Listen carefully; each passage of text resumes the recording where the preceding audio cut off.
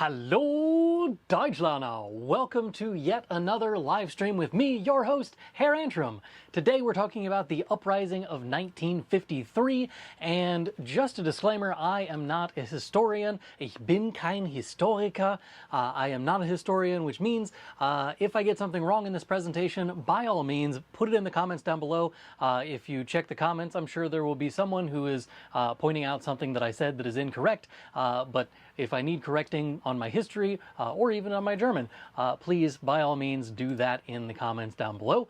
But we're going to go ahead and start a little presentation over here and start talking about the Uprising of 1953, also der Volksaufstand am 17. Juni 1953. So this was in June of 1953, as it says on the slide there. The reason that I do the live streams that I do, I try and come up with something that is a topical thing that is going to happen in the month of June. So last month I did a presentation that was about the 80th anniversary of Victory in Europe Day, or what we in America call VE Day. Anyway, that was last month's presentation. I've got other things coming up in the near future, but today we're just talking about the Volksaufstand am 17. Juni 1953. So, was lernen wir heute? What are we learning today? My big goofy head is in the way of the rest of the text there. There we go, that's much better. So, was lernen wir heute? Zuerst ein bisschen Hintergrund, damit wir verstehen, was genau passiert in Deutschland während dieser Zeit. So first we're going to talk about a little bit of history, a little bit of background that will make sense for this particular event. Wie sah es in 1953 in Deutschland aus? So what did it look like in Germany in 1953? What were the circumstances in which these people were living that caused them to have an uprising? Was ist am 17. Juni 1953 passiert? What happened on that day in 1953? And was sind die Folgen von diesem Ereignis? What are the results or the things that we can continue to see nowadays from this particular event? Zuerst ein bisschen Hintergrund. Wie ihr schon wisst, wahrscheinlich, hoffentlich, vielleicht, nach dem Zweiten Weltkrieg wurde Deutschland geteilt. Also es gibt zwei Teile von Deutschland. Es gibt Deutsche Demokratische Republik, das ist DDR, das ist im Osten, und Bundesrepublik Deutschland, was es immer noch gibt, BRD, und das ist im Westen. Wir hier in den USA zum Beispiel, wir sagen nicht Deutsche Demokratische Republik, wir sagen German Democratic Republic. Deshalb sagen wir GDR statt DDR. Und dasselbe mit Federal Republic of Germany statt Bundesrepublik Deutschland. So the abbreviations in German versus in English will be different for this presentation for the reason that I just stated in German, which is that obviously the countries were called German names in German and English names in English, and the letters don't match. So for federal, for instance, you would say Bundes in Germany. So Bundes versus federal, obviously B versus an F, and that's why we have the F in the FRG. And then there's also the GDR, because obviously it's not Germany, it's Deutschland, so German, Democratic, whatever. Anyway, so that's the general background information you're going to need to know in order for this to work. Die DDR war ein sozialistischer Staat unter sowjetischem Einfluss, which is the GDR was a socialist state under Soviet influence. So they weren't officially kind of run by the Soviet Union, but it was sort of occupied by the Soviet Union. So technically what happened after World War II was that it was split into 4 parts, but 3 of the parts kind of combined and decided to just do their own thing. So the French, the UK, and the United States sections of things, they all got together and became what is now considered West Germany, or what at that time was West Germany. And then the East Germans were the Deutsche Demokratische Republik, which is where we're going to be focusing on today. But the socialists were in charge there. The Soviet Union had a lot of influence, even if they weren't necessarily officially in charge. Und dann, viele Menschen in der DDR lebten schlecht, wenig Essen, niedrige Löhne, and keine Meinungsfreiheit. So there was lots of people in the GDR who were living poorly, so they had little food, low wages, and no freedom of expression, or at least it was being suppressed in various ways throughout Germany, at least throughout the East Germans there. So, Ursachen des Aufstands. So what happened that caused them to do this uprising? Die Arbeitsnormen wurden, nicht werden, wurden 10% erhöht. So the labor standards were raised by 10%. Ich sollte hier wurden geschrieben haben, aber wurden 10% erhöht. So, die Arbeitsnormen wurden 10% erhöht, which is the labor standards were raised by 10%.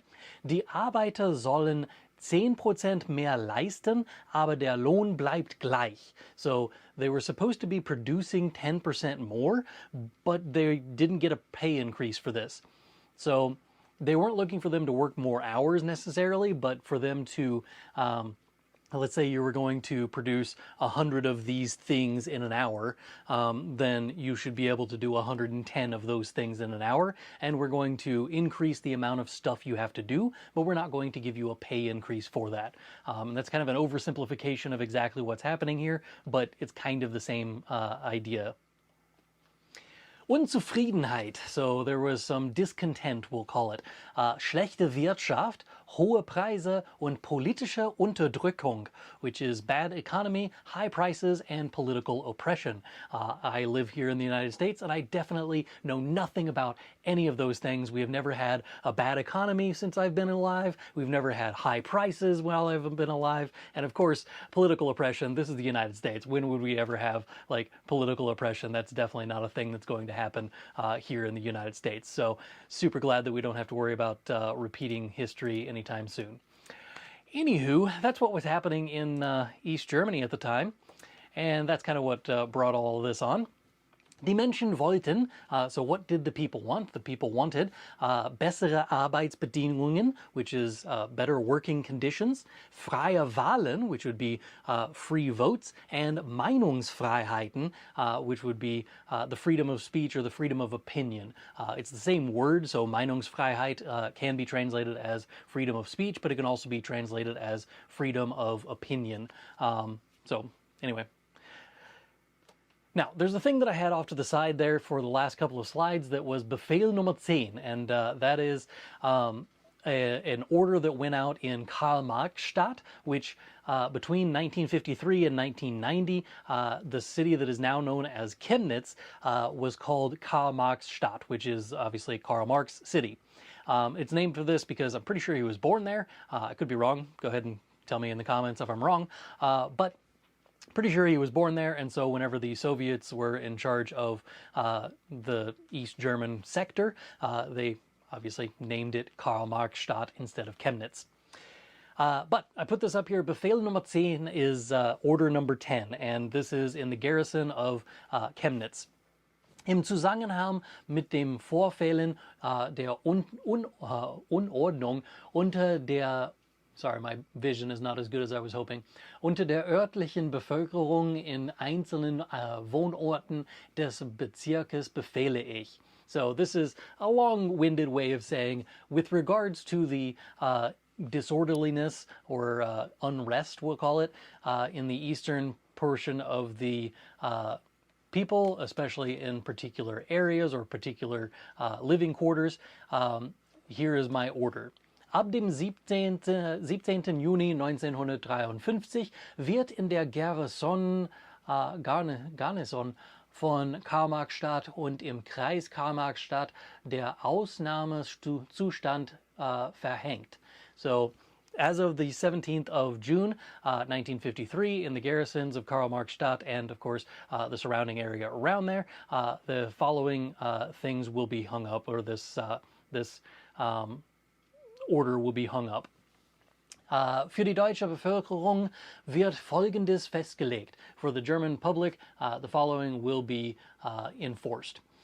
das Stattfinden von Theatervorstellungen, Kinovorstellungen und andere Vergnügungsveranstaltungen, Versammlungen und Demonstrationen ist verboten. So they are going to forbid the taking place of theater plays, films, or any other free time activities or free time presentations, as well as gatherings, which is the important part, and demonstrations. Der Verkehr und die Bewegung der Bevölkerung ist in der Zeit von 21 Uhr bis 5 Uhr morgens verboten. And this basically says that travel from any of the citizenry between the hours of 21 o'clock or 9 p.m. and 5 a.m. Is forbidden. No, we already did 1 and 2 on this page. Wer diesen Befehl verletzt, wird gemäß den Kriegsgesetzen zur Verantwortung gezogen. Whoever violates this order will be brought forward with charges against the wartime laws. Dieser Befehl tritt mit Veröffentlichung in Kraft. Since this has been published, it is now in force. Dieser Befehl ist der Bevölkerung durch Radio und Presse bekannt zu machen. So this order was released to the public through radio and press releases. So this is basically them trying to get out in front of this uprising before it became a real problem. This is just one of many orders. This is one from Chemnitz, as I mentioned before, but it is just one of a lot of different orders that went out, basically saying, we know you're planning on doing protests, don't do it, we will arrest you. That's essentially what it boils down to once we get rid of all of the fancy legal talk. So, Ablauf, what is actually happening or what did happen on this particular day? Am 16. Juni, so the day before, 1953, protestierten Bauarbeiter in Ost-Berlin. On the 16th of June, the day before, 1953, construction workers in East Berlin protested. They were just like, hey, this is unfair. That's basically it. Am 17. Juni 1953 gab es Streiks und Demonstrationen in vielen Städten der DDR. On the 17th, there were lots of protests, there were strikes, basically people walking out of their workplaces and saying, I'm not going to work if I have to work in these kinds of conditions, that kind of thing. And that was all throughout the cities in the GDR, not necessarily just Berlin, not just Chemnitz, but all over the place there were a bunch of different demonstrations going on. Und ihre Parole, so their saying that they said, or their slogan for this was, Wir sind das Volk, which you may recognize, it means we are the people.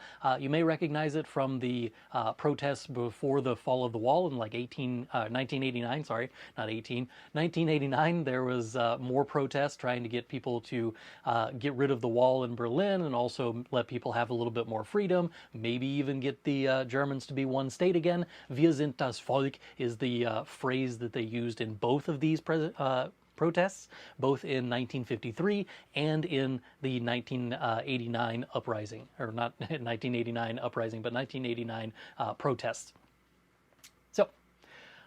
So if you were the Soviet Union, what would you have done if a bunch of your people were protesting and saying, it's not fair, we should have free votes and we should be able to say whatever we think is going on, and we also shouldn't have all of these terrible working conditions, and you guys need to do something about inflation? What would you do if you were the Soviet Union in 1953 and you were going to have all of these people going and marching in the streets? Well, obviously the answer is, of course, Die Regierung rief die sowjetische Armee zur Hilfe.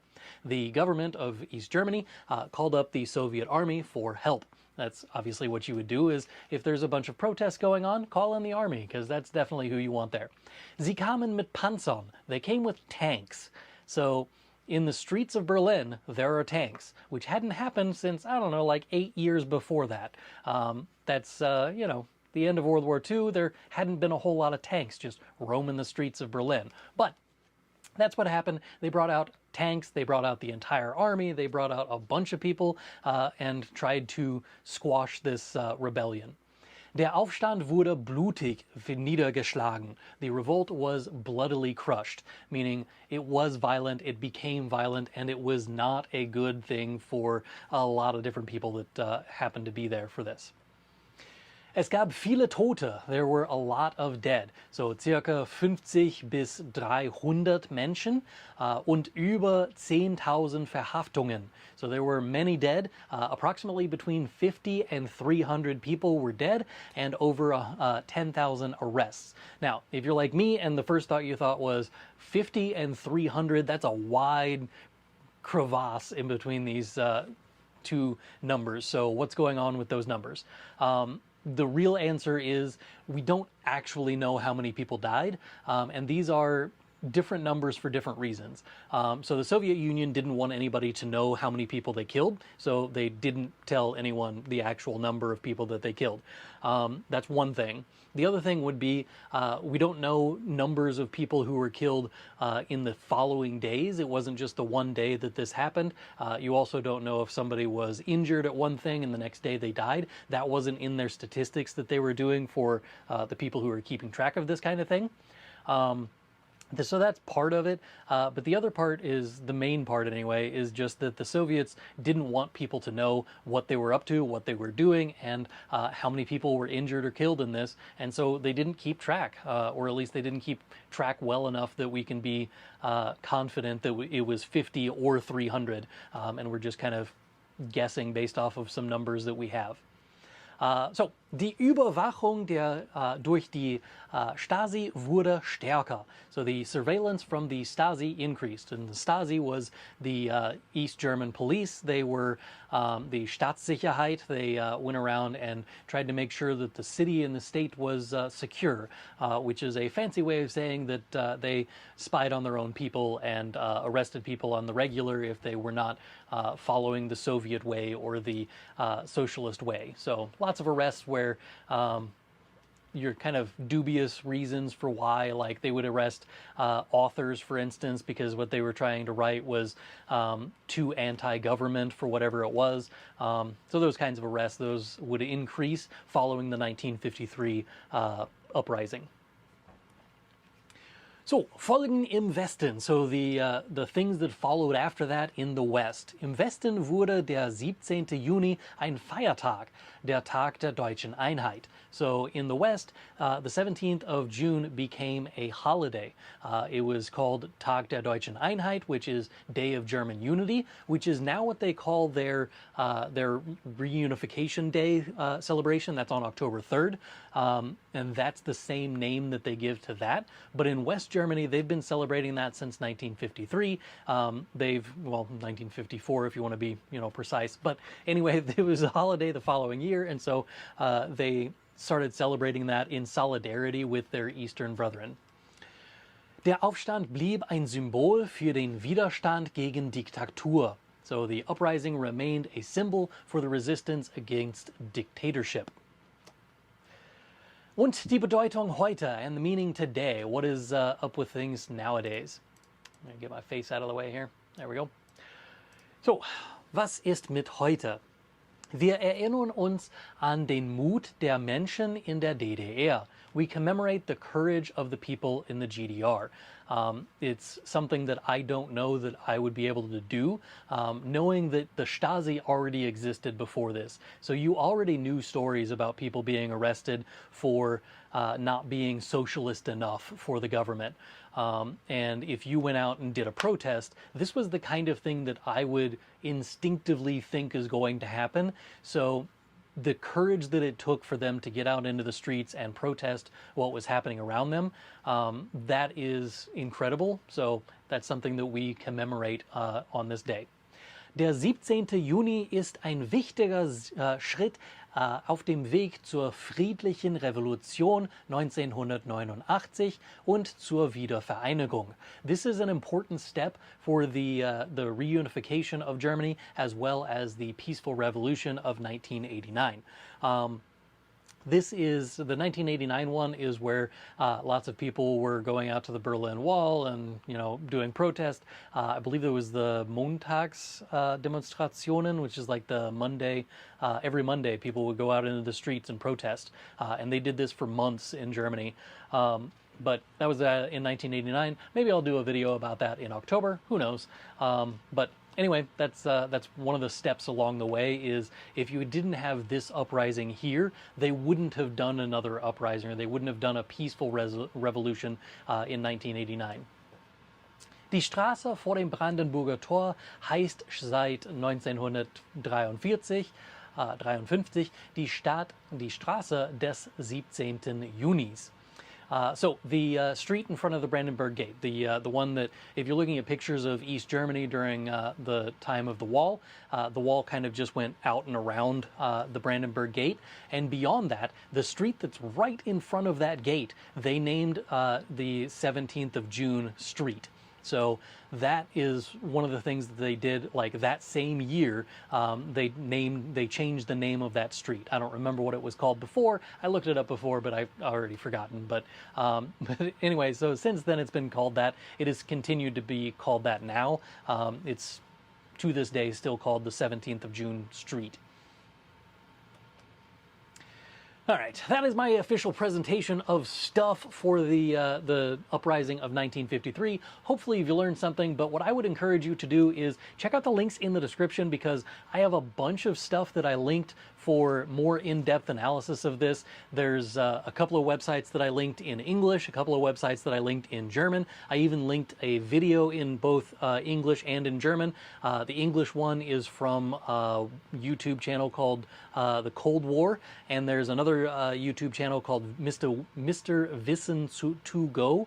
I always have trouble with his name because it's like half English, half German, and you have to switch between the two of them. So it's Mr. Wissen to Go. Anyway, he does fantastic videos all the time over there, and you should definitely check out his video about the 1953 uprising, because his video is definitely better than what you just watched on my channel. Now, this is the part where we get into the question and answer portion of the show, where it's I picked out some questions out of the comments section. Usually I've already answered these questions via a comment back to these people already, but I also answer them in the monthly live stream, just so we can talk about whatever it is that's happening in these questions that they have, because sometimes the questions are actually pretty good questions that I think people will get value out of. Very first thing on here is in response to my B2 video. It says, how can I learn vocab? I find it so hard to learn it at the B1 level. It seems indefinite to me. I know I should read more and more, but after reading I tend to forget the meaning. Could you please help me with some tips? And my response was, I just linked the video that I did it's been a couple of months now, I guess, somewhere on there. Anyway, I did a video that is memory tips for learning German vocabulary. So if I had to go back and learn a bunch of German vocabulary, how would I do it? What would I do? And I did an entire video about that, so if you want to go check that out, it's linked in the description as well.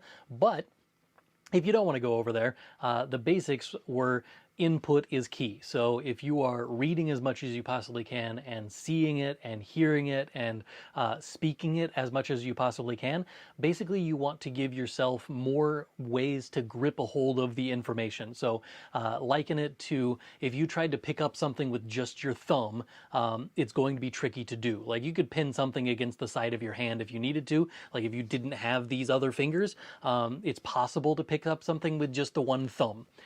But it would be easier if you had two fingers and you can pick up that information. But if you had all five of your fingers, you can pick up all kinds of stuff. So if you can pick up a vocab word with more than one finger, it will help you to retain the information. So what I mean by this is you should be able to read it out loud. You should be able to see it at the same time. You should be able to hear someone else pronounce it. You should write it down. While you're writing it down, say it out loud over and over again. You're giving yourself more and more ways to interact with that vocabulary, whether you're seeing it in example sentences or if you just have like a list of 25 vocab words that you want to learn this week.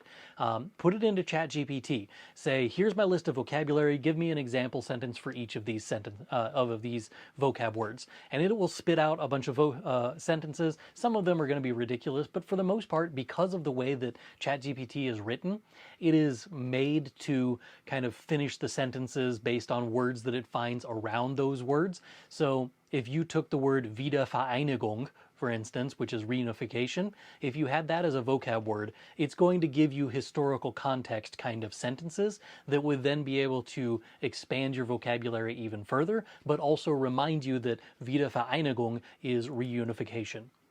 So give ChatGPT a list of vocab, have it write some sentences, and then read those sentences out loud. Copy the sentences down. Make them into flashcards. There's a bunch of different things that you can do. I have a huge video. It's fantastic. Go check it out. It's one of my more popular videos in the last few months. But check that out if you're looking for how to learn vocab tips.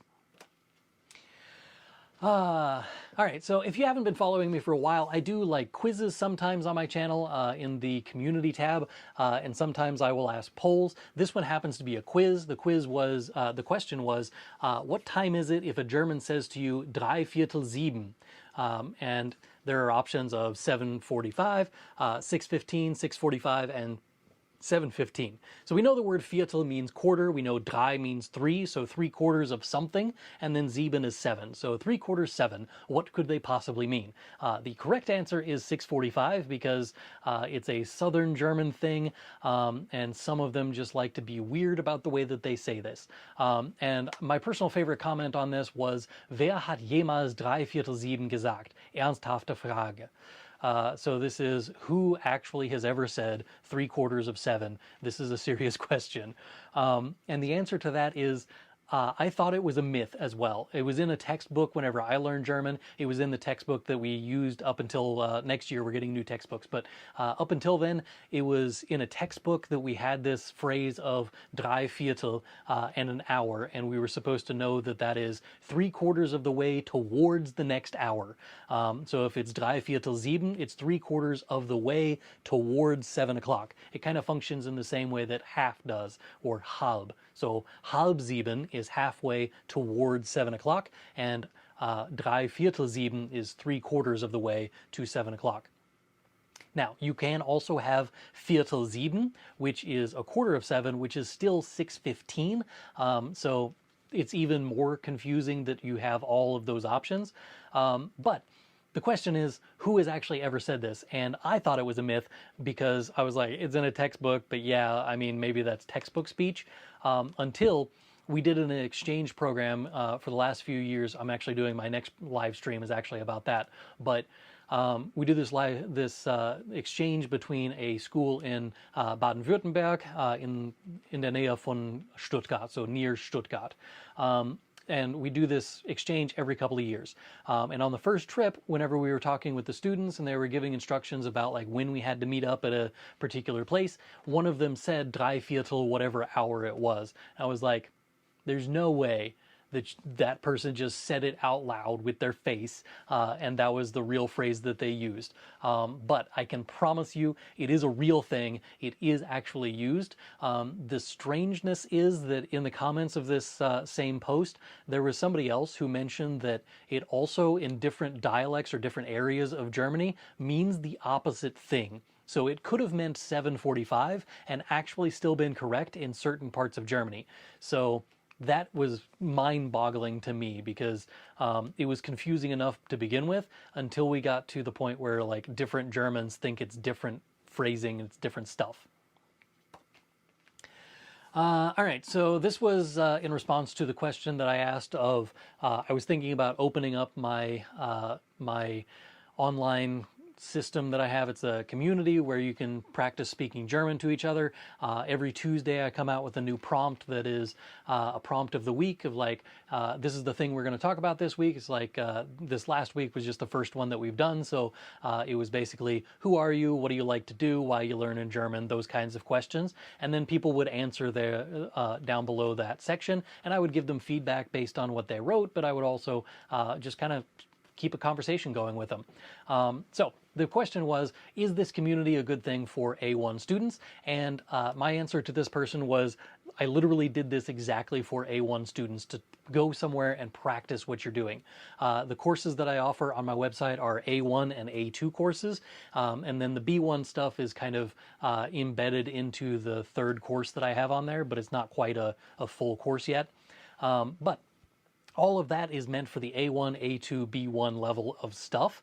And so it's exactly for those people. If you're looking for a place to go and practice your German skills, that's where you need to go. If you go to germanwithantrim.com/store, there are a few things that you'll find, but one of them is this, which is my I call it the Kaffeeklatsch, but it's just a place where people can go and practice. So this was the first week post that I had, where I ask you a bunch of questions. What's your name? Where are you from? Why are you learning German? Those kinds of things. And then people can answer in German. So these people here have already answered, and then I respond to them with some sort of German stuff.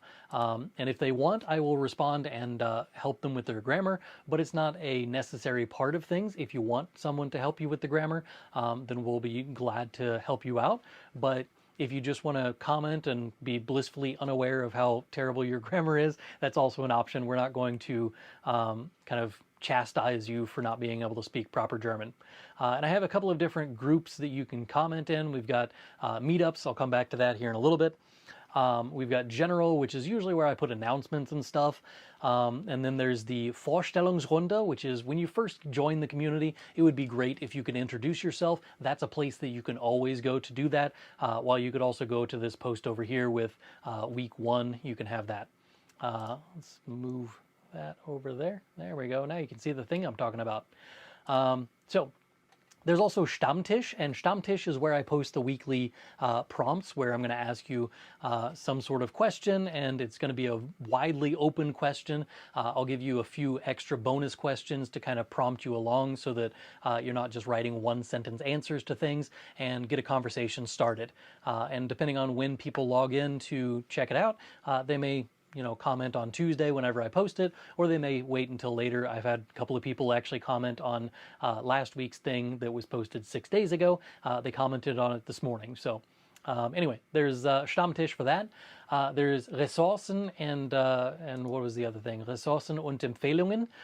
So this one doesn't have any posts yet, but I'm hoping to encourage people to do this a little bit more over the next few weeks. And that is sharing what kind of resources you use yourself for German learning. So it's not just my resources, obviously, but go out and try and find some more resources. And Reddit already has a decent list of them, but it's a nice place to just share more of these resources. There's Schreiben und Korrigieren. If you want to write something and you want me to correct it, you can just put it into this section here, and I will go through and check your writing skills and what you wrote. There's also Aussprache und Hören, which is your pronunciation and listening. So if you would like to say something in German, you can record audio on this post. So you hit the little post thing here, and there's a plus sign. One of the options down here is to record the little microphone, and you can record yourself in German. You can say some stuff, and then if you upload that to this spot, I will then go through and give you pointers on your pronunciation and tell you what I think. If you have grammar questions, there's a grammar section over here. There's also Kulturecke, which my goal is to do at least once a month some sort of thing that's happening in Germany, something cultural, something that I can link either an article or a video or something that I watched that is culturally relevant for German peoples. And then the last one is just questions and answers, and it's basically if you have a question, you're not sure where to put it, this is a good place to just put a question.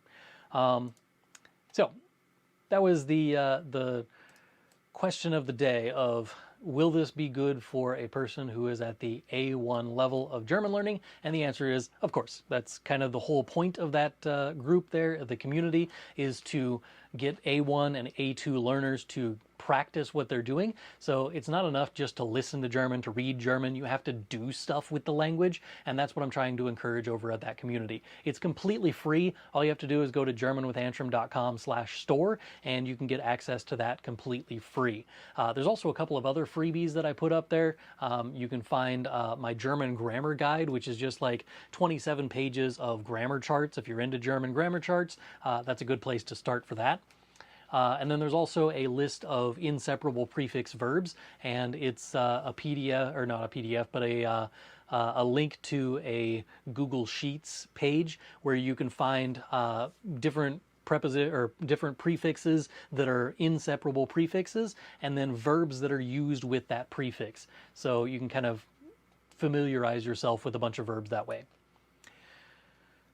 This person is asking about a list of vocabulary that I said you need to learn about 500 words in order to be considered A1 in German. And if that's the case, then where are these 500 words? What 500 words should I know? And the one list that I always use is from the Goethe Institute, and that is because they write the exam, and so it makes sense to use their list. And their list is linked in the description, so if you're looking for that, that's linked down there. And I also linked it for this guy whenever they asked that question 12 days ago, whenever they asked. This person is responding to me using the nicht versus kein, and it was kind of an open-ended thing. And says, oh crap, I'm in trouble. I know how to speak English, but I didn't pay attention to grammar. So the problem is I don't know what accusative, nominative forms of verbs, stuff like that. So how am I supposed to learn German without knowing grammar of any language? And the answer is you learn both at the same time. So my students never know English grammar. So I teach here in the United States, and absolutely none of my students have ever walked into the class knowing what a direct object is, or knowing what an indirect object is, or what a preposition is, or what it means to conjugate a verb. None of that makes any sense to any high school student who has ever walked into my classroom. So when they come in and I'm teaching them about conjugation, I explain that the conjugation just means that the person doing something and the thing that they're doing match together. So it's not I goes to the store, it's I go. Same thing in German, it's not ich gehen, it's ich gehe. So we have to change that. We call that conjugation. Every single time that there is a word that comes up with some sort of grammar topic, I have defined it on this channel. So I have gone out of my way to make sure that if you don't know any grammar whatsoever, you can learn it through the things that I put on this channel, because I know that none of my students know English grammar. So there is no chance that people who are non-English native speakers trying to learn German through my teaching in English are going to understand English grammar well enough for them to comprehend those topics. So I try to break it down as much as possible, and that's what I would recommend to anybody else who is trying to learn German grammar but doesn't understand grammar in their own language, is learn both at the same time. It will benefit you in a long list of different reasons, even in your own native language. So learning both is kind of the only way to go about it. The other way that I would say is you don't have to know what those words mean. You can just know what they do. So you don't know what nominative means, but you do know what the beginning of the sentence pronoun looks like. Ich, du, er, sie, es, wir, ihr, sie. Those pronouns, those 9 pronouns, are the ones that generally show up at the beginning of the sentence, and they show that the person is doing something. That is always going to be nominative, but you don't have to know that the word nominative is what we use to refer to that. You can just say, if I am doing something, it's ich. If you are doing something, it's du, or ihr, or sie. And then if you can, jump down that rabbit hole of trying to figure out which you to use in a particular situation. This person is commenting on my B1 iceberg video.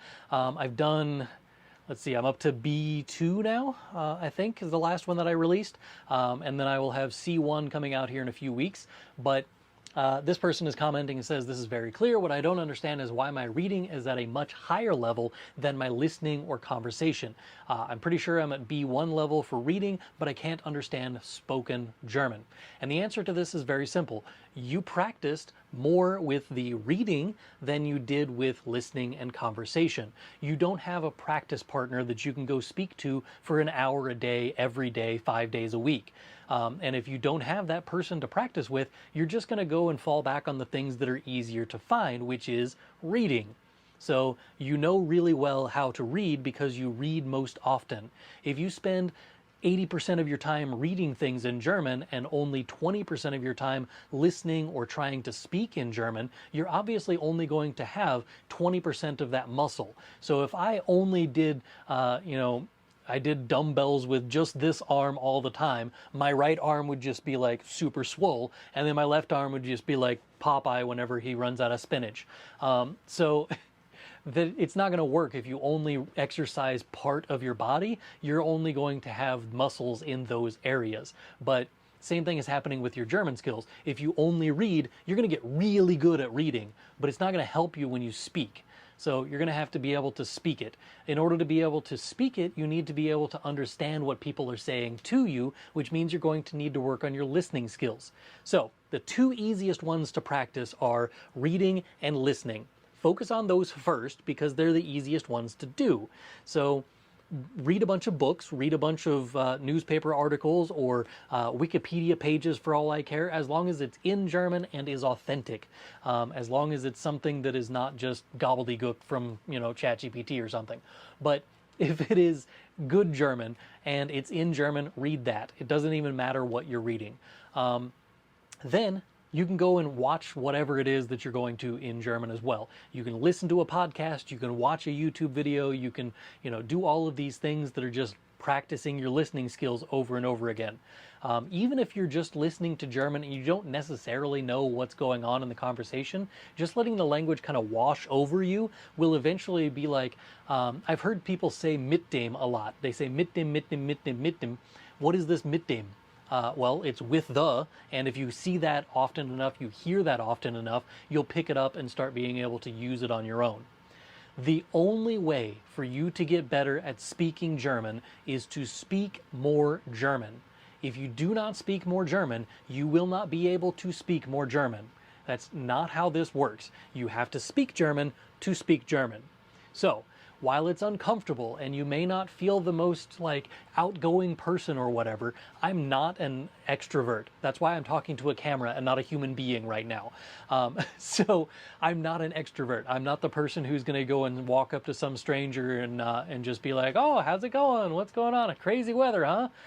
That's not me. So it does feel uncomfortable, but the number one main thing that helped me whenever I was in college learning German was going to the weekly Stammtisch. Once a week, we would go to a coffee house and we would sit around for an hour, sometimes 2-3 hours, and we would just sit around and speak German to one another.